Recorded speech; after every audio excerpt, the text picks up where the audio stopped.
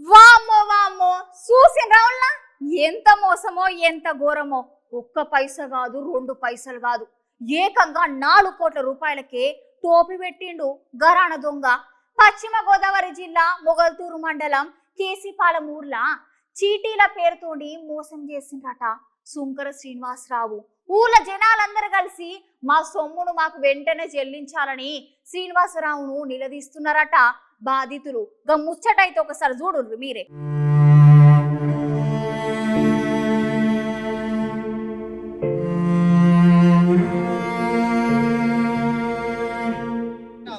కట్టించుకున్న డబ్బులు మాకు రావాలి, మా డబ్బులు మాకు రావాలి.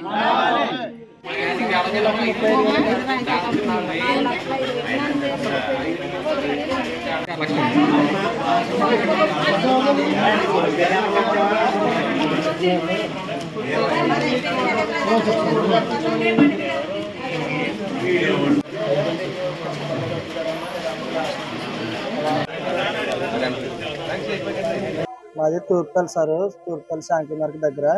మేము శంకర శ్రీనివాస్ గారి దగ్గర 1,20,000 సీట్లు 2 వేసామండి. ఒకటేమో మా పెద్దమ్మ, ఒకటేమో నేను వేసామండి.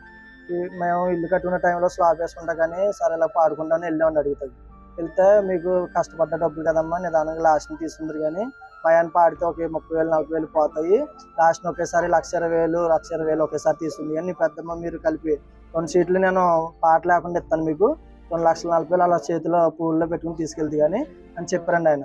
సర్లే అని ఇంకా అప్పుడు మా పెద్దమ్మతో కూడా చెప్పాను, పెద్దమ్మ డబ్బులు బాగా అర్జెంట్ పెద్దమ్మని కూడా చెప్పానండి ఆవిడకి. ఆవిడ కూడా వచ్చి అడిగింది, అక్క ఎంత అక్క నీ డబ్బులు నీకు ఇచ్చేస్తాను అక్క, మీ డబ్బులు దొబ్బితే నేను మోసపోతాను అక్క అని. ఆయన చాలా తెలివితేటలు మాట్లాడి మమ్మల్ని బొజ్జగించి మాట్లాడండి. తర్వాత మా మేనగోళ్ళండి హాస్పిటల్లో ఉందండి, 3 లక్షలకు వచ్చింది సార్, ఇంపీరియల్ హాస్పిటల్లో ఉందండి. ఆ టైంలో కూడా వచ్చి అడిగాను సార్ డబ్బులు.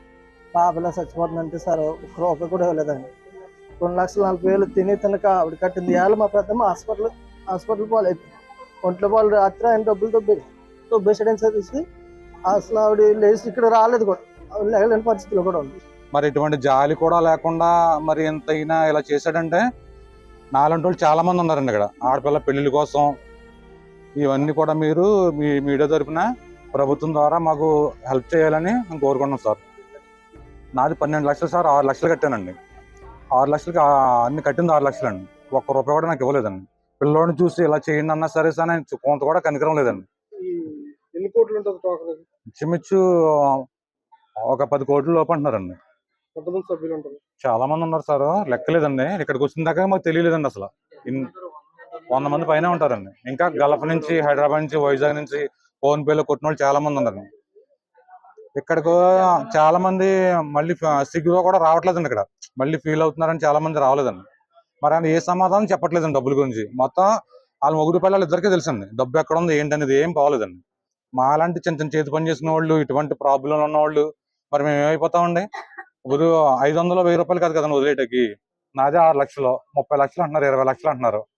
ఒకసారి మీరు ప్రభుత్వం ద్వారా మీ మీడియా మాకు హెల్ప్ చేసి మాకు న్యాయం చేయాలని కోరుతున్నాం సార్.